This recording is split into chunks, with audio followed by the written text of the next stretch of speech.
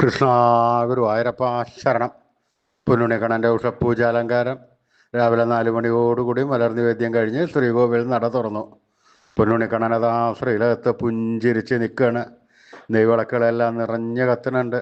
അതിൻ്റെ ശോഭയിൽ പൊന്നുണിക്കണ്ണൻ്റെ പുഞ്ചിരി കാണാൻ കൂടുതൽ കൂടുതൽ ഒരു ഭംഗിയുണ്ട്. പൊന്നുണിക്കണ്ണൻ്റെ തിരുമുഖം ചന്ദനം ചാർത്തിയിട്ടുണ്ട്. നെറ്റിയിലൊരു സ്വർണ്ണ ഗോപിക്കുറി അണിയിച്ചിട്ടുണ്ട്. ചെവിയിൽ ചെവിപ്പൂക്കൾ വെച്ചിട്ടുണ്ട്. മാറത്തൊരു സ്വർണ്ണത്തിലകവും ഒരു സ്വർണ്ണമാലയും ചാർത്തിയിരിക്കുന്നു. പൊന്നിൻ കിങ്ങിണി കെട്ടി പട്ടുകോണകമെടുത്ത് ഒരു ചുവന്ന പട്ട് ഞൊറിഞ്ഞെടുത്തിട്ടുണ്ട്. വലത് കൈയിൽ ഓടക്കുഴലുണ്ട്. സ്വർണ്ണ കിരീടം ചാർത്തി കിരീടത്തിന്മേൽ 3 തിരുമുടിമാലകളും 2 വലിയ വനമാലകളും ചാർത്തിയിരിക്കുന്നു. അങ്ങനെ സുന്ദരനായി പുഞ്ചിരിച്ച് നിൽക്കുന്ന സച്ചിദാനന്ദക്കട്ടയെയാണ് നട തുറന്ന സമയത്ത് ഭക്തന്മാരെല്ലാവരും കാണുന്നത്. അവർ ആഹ്ലാദത്തിൽ, സന്തോഷത്തിൽ, ആനന്ദത്തിൽ ആറാടി ആ പൊന്നുണിക്കണ്ണൻ്റെ തിരുനാമങ്ങളും ചൊല്ലി കണ്ണൻ്റെ അടുത്തേക്ക് അതാ ഓടി ഓടി ഓടി ഓടിപ്പോണു. ആ സോപാനപ്പടിയിൽ നിന്ന് കണ്ണനെ കൺകുളിർക്ക കണ്ട് കണ്ണൻ്റെ തൃക്കാൽക്കൽ വീണ് നമസ്കരിക്കണോ, പ്രാർത്ഥിക്കണോ. കണ്ണൻ അവരെ എല്ലാവരെയും അനുഗ്രഹിക്കണു. ആ സുന്ദര രൂപം നമുക്കും നമ്മുടെ മനസ്സിലേക്കൊന്ന് ആവാഹിച്ചാലോ. എല്ലാവരും നല്ലപോലെ പ്രാർത്ഥിച്ചോളൂ. പൊന്നിൻ കിങ്ങിണി കെട്ടി പട്ടുകോണകമെടുത്ത് ചുവന്ന പട്ട് ഞൊറിഞ്ഞെടുത്ത് വലത് കയ്യിൽ ഓടക്കുഴലും പിടിച്ച് സർവാഭരണ വിഭൂഷിതനായി നിന്ന് പുഞ്ചിരിക്കുന്ന സച്ചിദാനന്ദക്കട്ടയെ എല്ലാവരും മനസ്സിൽ വിചാരിച്ചോളൂ.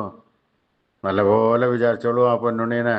ആ പൊന്നുണ്ണിക്കണ്ണൻ അതാ നമ്മുടെ മനസ്സിൻ്റെ ഉള്ളിൻ്റെ ഉള്ളിലേക്ക് അതാ കയറി വരണു. ആ പൊന്നുണ്ണിക്കണ്ണൻ അവിടെ എത്തിക്കഴിഞ്ഞാൽ ആ കണ്ണനെ അവിടെ കൂട്ടിപ്പിടിച്ച് അവിടെ നിർത്തി അവിടെ പ്രതിഷ്ഠിച്ച് ആ കണ്ണനുമായി കുറച്ച് നേരം സംവദിച്ച് ആ കണ്ണനെ ഒന്ന് കൊഞ്ചിച്ച് ഒന്ന് ലാളിച്ച് ഒരു മുത്തം കൊടുത്ത് ആ കണ്ണൻ്റെ തൃക്കാൽക്കൽ വീണ് നമസ്കരിച്ചോളൂ, പ്രാർത്ഥിച്ചോളൂ. കണ്ണൻ്റെ അനുഗ്രഹം നമുക്കെല്ലാവർക്കും എല്ലാം ഇപ്പോഴും ഉണ്ടാവട്ടെ കേട്ടോ. നമുക്ക് എല്ലാവരും കണ്ണൻ്റെ തിരുനാമങ്ങൾ ചൊല്ലിക്കോളൂ. നാരായണ നാരായണ നാരായണ നാരായണ നാരായണ നാരായണ. സ്നേഹത്തോടുകൂടി, ഭക്തിയോടുകൂടി, വിശ്വാസത്തോടുകൂടി കണ്ണൻ്റെ തിരുനാമങ്ങൾ ഉറക്കെ ഉറക്കെ ഉറക്കെ ജപിക്കുക.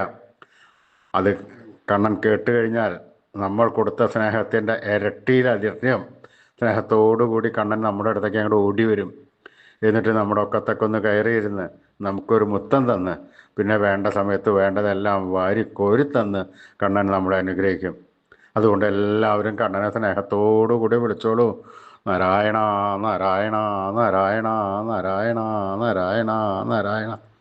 കൃഷ്ണായ വാസുദേവായ ഹരേ പരമാത്മനെ പ്രണതക്ലേശനാശായ ഗോവിന്ദായ നമോ നമഃ.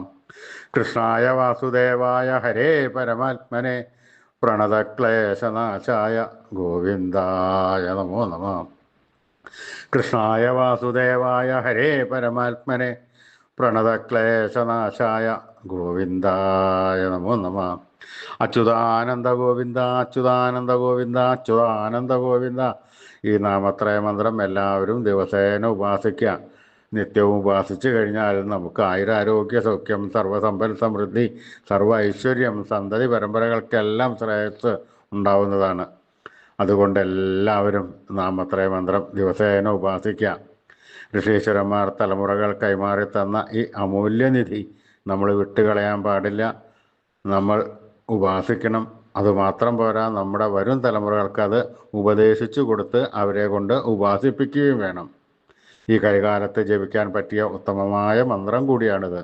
അതുകൊണ്ട് ആരും ഉപേക്ഷ വിചാരിക്കേണ്ട. അതുകൊണ്ട് ഇന്ന് തന്നെ ജപിച്ചു തുടങ്ങിക്കോളൂ. എല്ലാവർക്കും നല്ലത് വരട്ടെ. അച്യുതാനന്ദ ഗോവിന്ദ അച്യുതാനന്ദ ഗോവിന്ദ അച്യുതാനന്ദ ഗോവിന്ദ.